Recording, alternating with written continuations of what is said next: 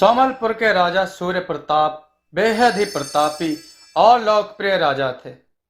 उनके राजपाट में किसी प्रकार की कोई कमी नहीं थी। प्रजा सुख से अपना जीवन यापन कर रही थी। सूर्य प्रताप का एक पुत्र तेज प्रताप था, जो विवाह योग्य हो गया था, किंतु वह बाल हट के कारण विवाह नहीं करना चाहता था। विवाह के लिए जब भी पिता या कोई कहता, तो उसके सामने तेज प्रताप अपनी एक शर्त रख दिया करता। वह शर्त थी, जो भी कन्या उससे विवाह करेगी, उसे सुबह शाम एक एक लात मारेगा। इस शर्त पर कोई भी कन्या विवाह करने को राजी नहीं होती। कोई विरला ही होगा जो इस प्रकार की शर्त को स्वीकार करेगी। राजा इस चिंता में दिन प्रतिदिन परेशान रहते थे। तेज प्रताप राजा का इकलौता बेटा था। अगर विवाह नहीं हुआ तो उनका राजपाट और वंश आगे कैसे बढ़ेगा? यही चिंता राजा को दिन रात परेशान किया करती थी। राजा ने दूर से दूर राज्यों में भी अपने बेटे के लिए न्योता भेजा, किंतु तेज प्रताप की शर्त के सामने कोई भी विवाह के लिए राजी नहीं होता। काफी समय बीत गए थे। एक कन्या रागिनी ने इस प्रकार की शर्त और चुनौती को स्वीकार कर विवाह करने के लिए हाँ भर दिया। समय और मुहूर्त देखकर दोनों का विवाह संपन्न हुआ। सभी विधि विधान पूर्ण कर जब दोनों कोबर में पहुंचे, तेज प्रताप ने अपनी नवविवाहिता पत्नी रागिनी को अपनी शर्त की याद दिलाई और एक लात मारने की बात कही। रागिनी ने कहा, आप मुझे लात तभी मार सकते हैं जब आप स्वयं से कमाने योग्य हो जाएंगे। अभी पिता की कमाई पर आप मुझे लात नहीं मार सकते। तेज प्रताप गुस्से से तमतमाया, कोहबर से बाहर चला आया और राज्य छोड़कर कमाई के लिए निकल गया। सवेरे जब तेज प्रताप की खोज की गई तो पता चला वह कमाई के लिए बाहर चला गया है। किसी ने ढूंढने का प्रयत्न नहीं किया, क्योंकि रागिनी ने सभी को रोक दिया था। तेज प्रताप 2 दिन का मार्ग तय करके एक राजा के राज्य सुंदर नगर पहुंचा। वहां उसे अजीबो गरीब घटनाएं देखने को मिलती हैं। पहली जादुई घटना, तेज प्रताप को चलते चलते एकाएक दीवार के नीचे लगी चूहों की महफिल पर नजर पड़ती है, जहां से मधुर संगीत का विस्तार हो रहा था। ऐसा संगीत जो अभी तक तेज प्रताप ने कहीं और सुना ही नहीं था। वह वहीं खड़े होकर देखता रहा। वहां चूहों की एक टोली थी। एक चूहा सुरीली आवाज में गाना गा रहा था, दूसरा ढोलक की थाप पर महफिल सजाए हुए था। कोई चूहा तबला बजा रहा था, कोई चूहा हारमोनियम की स्वर लहरियों को छेड़े हुए था। यही नहीं, अन्य विभिन्न प्रकार के वाद्य यंत्र भी यही नहीं अन्य विभिन्न प्रकार के वाद्य यंत्र बड़े ही सुगम संगीत का संचार कर रही थी। ऐसा देखकर तेज प्रताप को यकीन नहीं हो रहा था कि यह चूहे ऐसा कार्य कर सकते हैं। सभी चूहे अपना संगीत समाप्त कर बिल में वापस चले गए। तेज प्रताप उस संगीत को भुला नहीं पा रहा था। बैठे बैठे काफी देर हो गई थी। वह संगीत उसके कानों से हटने का नाम नहीं ले रही थी। तभी एकाएक उसकी एकाग्रता भंग हुई। सामने महफिल समाप्त हो चुकी थी। दूसरी जादुई घटना यह हुई, वह उठा और कुछ दूर आगे चला। वहां नगर में एक नदी थी, जिसे पार करके आगे का रास्ता पूरा करना था। तेज प्रताप उस नदी को पार करने की तरकीब सोच ही रहा था कि उसके पास एक सियार नाव लेकर प्रस्तुत हो जाता है। कहिए मालिक, क्या आपको नदी पार करनी है? तेज प्रताप की आंखें फटी की फटी रह जाती हैं। यह क्या, सियार नाव चला रहा है और वह आदमी को बैठाकर उस पार करेगा? वह सोच में पड़ गया। सियार ने पुनः आवाज लगाई, मालिक, क्या आपको नदी पार करनी है? हाँ हाँ हाँ, मुझे नदी पार करनी है। आइए, नाव में बैठिए। तेज प्रताप सधे हुए कदमों से नाव पर सवार हो गया और कुछ ही देर में वह नदी के पार उतर गया। तीसरी जादुई घटना यह हुई कि तेज प्रताप ने इससे पहले अजीबो गरीब इस प्रकार की घटनाएं कभी नहीं देखी थी। वह कुछ सोच समझ भी नहीं पा रहा था कि सामने एक तालाब नजर आता है। उस तालाब पर एक हंस और हंसिनी का जोड़ा कपड़ों को धो रहा था। कपड़ा धोने के बाद आसमान की ओर उछाल देता था। वह कपड़ा वापस जब जमीन पर आता तो सूख कर अपने आप तह लगा तो सूख कर अपने आप तह लगा हुआ होता था। तेज प्रताप को अपनी आंखों पर यकीन नहीं हो रहा था। क्या इस प्रकार आसमान में कपड़ा उछालने पर सूख कर और तह लगकर आ सकता है? खैर, अब उसे धीरे धीरे आभास हो रहा था कि यह कोई जादुई नगरी है। यहाँ अजीबोगरीब घटना सामान्य हो सकती है। थकान के कारण वह वहीं पेड़ के नीचे बैठ गया और हंस हंसनी के चमत्कार को अपनी आंखों से देख रहा था। हंस हंसनी अपना काम समाप्त कर वहां से उड़ गए। तेज प्रताप वहीं पेड़ की छांव में बैठा रहा। धूप कम होने पर वह आगे की ओर प्रस्थान करता है। चौथी जादुई घटना यह हुई कि तेज प्रताप अब राज्य के मुख्य बाजार में पहुंच गया था। शाम हो चली थी। बाजार में रौनक होने लगी थी। चारों ओर एक से बढ़कर एक सामान बिक रहे थे। कहीं खिलौने तो कहीं पकवान, कहीं सुंदर और रेशमी वस्त्र। पास ही एक बुढ़िया बैठी थी। उसकी टोकरी में 2 हाथ की ककड़ी और 4 हाथ का बीज था। यह पहेली तेज प्रताप को समझ नहीं आई। वह फिर आश्चर्यचकित रह गया। इससे पहले उसने 2 हाथ की ककड़ी और 4 हाथ का बीज नहीं देखा था। कुछ देर रुककर उस पहेली को समझने का प्रयत्न कर रहा था। पास एक खंबे पर एक बड़ा सा पोस्टर लगा हुआ था, जिस पर शहर में हो रही अजीबोगरीब घटना को बताने और सच साबित करने पर मुंह मांगा इनाम राजा द्वारा देने की बात लिखी थी। तेज प्रताप को अपने मेहनत से कमाई करना था, जो पत्नी को सुबह शाम एक एक लात मारने की थी। वह झटपट राजा के पास पहुंच गया। झटपट अपनी आंखों से देखी गई सभी चारों घटनाओं के बारे में राजा को विस्तार से बताया। राजा बोला, यह तुम विश्वास से कैसे कह सकते हो? तेज प्रताप ने कहा, जी महाराज, मैंने अपनी आंखों से देखा है। राजा ने कहा, क्या तुम वह सब मुझे दिखा सकते हो? तेज प्रताप बोला, हाँ अवश्य, आप मेरे साथ चलें।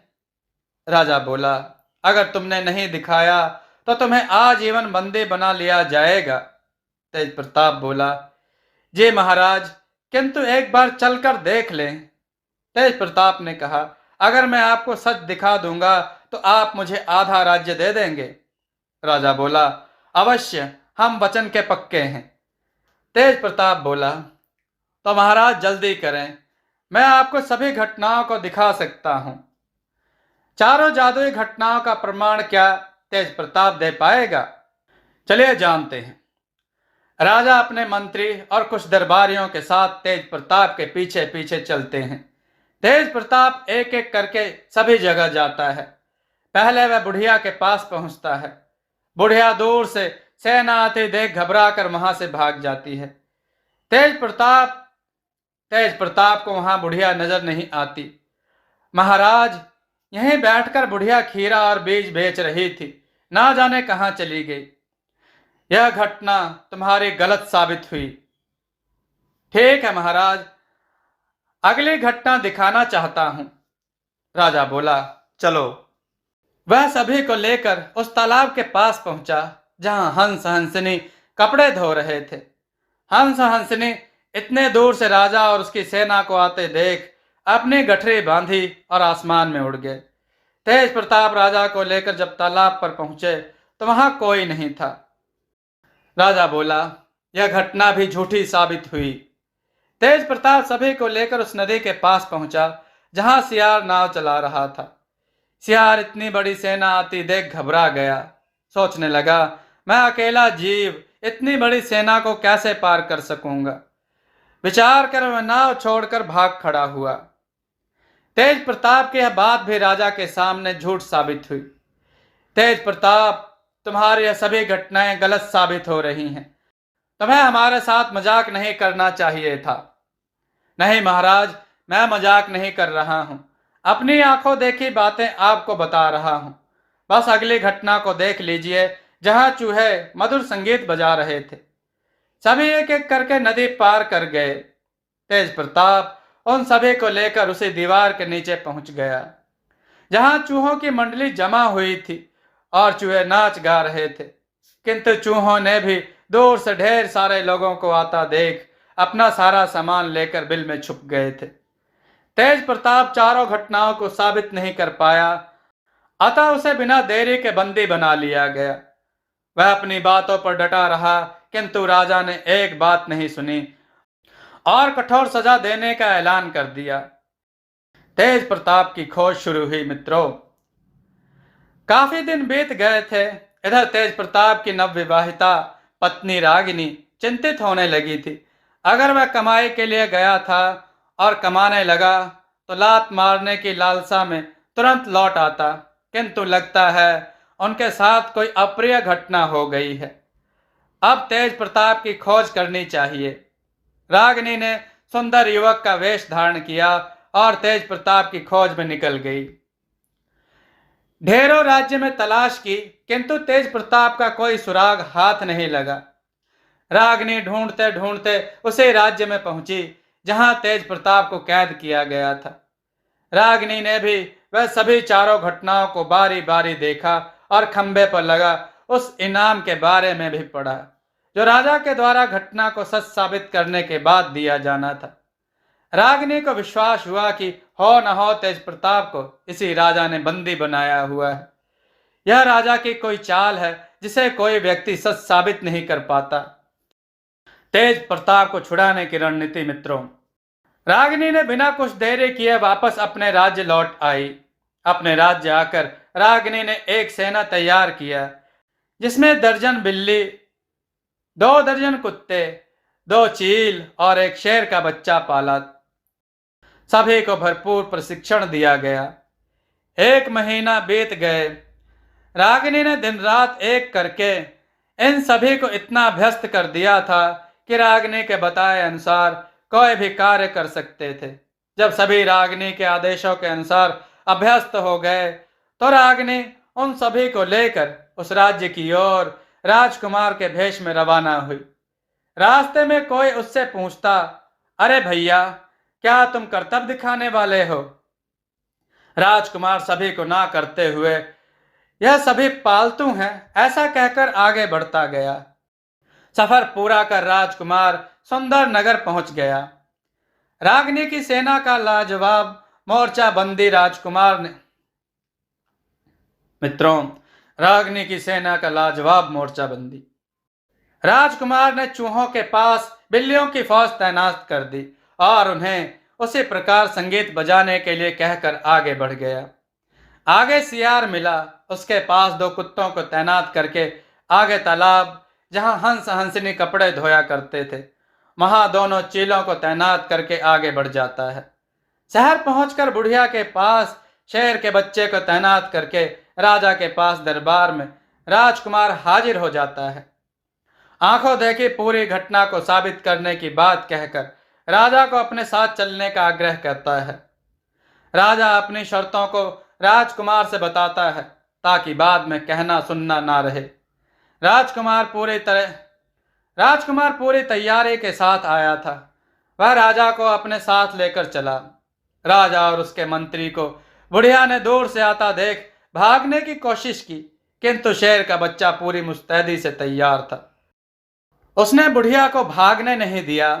राजा ने बुढ़िया को देख लिया, पीछे खड़े शेर के बच्चे को भी देखा और कुछ कुछ समझ लिया। आज राजकुमार तैयारी के साथ आया है, किंतु अपनी बात से पीछे नहीं हट सकता था, इसलिए उसे अगली घटना को देखने के लिए आगे बढ़ना पड़ा। आगे तालाब के पास हंस हंसनी को भी राजकुमार ने दिखाया, जो कपड़े धोकर आसमान की ओर उछाल कर फेंकते थे। वह कपड़ा सूख कर और तह होकर वापस जमीन पर आ गिरते थे। राजा ने वह करतब भी अपनी आंखों से देख लिया। राजकुमार पुनः राजा को लेकर नदी के पास पहुंचा। वहां सियार नाव चला रहा था। सियार ने राजा और उसके मंत्री को बारी बारी नदी पार करवाई। सभी नदी के उस पार थे। राजकुमार ने दोनों कुत्तों को उसकी चौकसी में लगे रहने का आदेश देकर आगे बढ़ गया। अगली घटना चूहे की थी। इतनी बड़ी सेना आते देख चूहे भागने की सोच रहे थे, किंतु 1 दर्जन बिल्लियों का पहरा था। बिल्लियों ने उन्हें कड़ी चेतावनी और जान से मारने की धमकी सुनाई। चूहों की हालत टाइट हो गई। वह संगीत बजाते रहे। राजा ने आकर चूहों की महफिल को भी देख लिया। राजा को हुई कैद। मित्रों, कहानी बहुत रोचक है। शर्त के अनुसार राजा का पूरा राज्य राजकुमार का था। राजा के नौकर चाकर, महल और सैनिक भी। राजकुमार ने तुरंत सैनिकों को आदेश दिया, इस राजा को बंदी बना लो, आज से मैं तुम्हारा राजा हुआ। शर्त के अनुसार राजा अपने आप को तथा पूरे राज्य को हार गए थे। सिपाहियों ने फौरन राजा को बंदी बना लिया। पूरे राज्य में नए महाराज की चर्चा फैल गई थी। सभी नए महाराज से मिलना चाह रहे थे। राजकुमार ने सभी बंदियों को रिहा करने का आदेश दिया, किंतु उससे पहले वह सबसे मिलना चाहते थे। सभी बंदियों को उनके रिहाई का आदेश सुनाया गया। सभी खुशी के मारे नाचने गाने लगे। उन्होंने आजाद होने की उम्मीद ही छोड़ दी थी। सभी बंदियों को रिहाई के लिए तैयार किया गया और राजा के सामने एक एक करके पेश किया गया। तेज प्रताप को रागिनी, जो अभी पुरुष के भेष में राजा बनकर बैठी थी, पहचान गई। तत्काल आदेश दिया, इस व्यक्ति को अलग एक तरफ रोक कर रखा जाए। ऐसा ही हुआ। तेज प्रताप की समझ में नहीं आ रहा था। सभी बंदियों की रिहाई हो गई, किंतु मुझे क्यों रोका गया? क्या मैंने कोई गलती की जिसकी सजा मिल रही है? तेज प्रताप के प्राण सूख रहे थे। तभी राजा ने आदेश दिया, इस व्यक्ति को अतिथि गृह में ठहरने की व्यवस्था की जाए। राजा के आदेश का फौरन पालन हुआ। तेज प्रताप को अतिथि गृह में रोका गया। रागिनी के राजा रूप का भेष खुला। मित्रों, राजा जब अपने दरबार से फुर्सत पाए तो अकेले में अतिथि गृह तेज प्रताप से मिलने पहुंच गए। राजा को देख तेज प्रताप उनसे माफी मांगना आरंभ किया, किंतु राजा के मुख पर एक मुस्कान थी। राजा पुरुष वेश त्याग कर अपने वास्तविक स्त्री रूप में आ जाता है। तेज प्रताप स्त्री रूप को जानता था, क्योंकि वह उसकी पत्नी रागिनी थी। तेज प्रताप की आंखों में पश्चाताप का भाव था। वह अपनी पत्नी को लात मारने की शर्त पर ब्याह कर लाया था। आज उसके जीवन की रक्षा उसी पत्नी के द्वारा संभव हो सकी। तेज प्रताप ग्लानि के भाव में अपनी पत्नी के चरणों में ज्यों ही गिरकर चरण पकड़ना चाहा। रागिनी पीछे हट गई और कहा, आप मुझे पाप का भागी ना बनाएं। यह तो मेरा पत्नी धर्म था। आपकी रक्षा करना मेरा अधिकार ही नहीं, धर्म बन जाता है, और आपके ऊपर कोई विपदा आए तो मैं कैसे बर्दाश्त कर सकती थी। रागिनी ने पुनः अपना पुरुष रूप धारण कर राज्य में ऐलान करवा दिया कि वह स्वेच्छा से अपना राजपाट तेज प्रताप को सौंपकर अपने राज्य लौट जाएगा। ऐसा ही हुआ। अगले दिन पूरे विधि विधान से राजकीय सम्मान के साथ तेज प्रताप का राज्याभिषेक हुआ। राजा को सुंदर नगर का राजपाट सौंपा गया। इधर राजकुमार नाटकीय ढंग से उस राज्य से गायब हो गया। कुछ दिनों बाद राजा तेज प्रताप अपनी पत्नी को राज्य के ठाट बाट के साथ लेने अपने पिता के राज्य जाता है। रागिनी, जो पूरी घटना की नायिका थी, वह तेज प्रताप के साथ अपने नए राज्य में खुशी खुशी चली जाती है। बस क्या था, रागिनी और तेज प्रताप अपने वैवाहिक जीवन को सुंदर नगर में जीने लगे। दोस्तों, आपको यह कथा कैसी लगी? अपने विचार और सुझाव कमेंट में जरूर दें। हमारी कथाओं को लाइक करें, हमारे चैनल को सब्सक्राइब करना न भूलें। हमारी कथाओं को शेयर जरूर करें, जिससे लोगों को अच्छा ज्ञान प्राप्त हो। जय श्री राम भक्तों।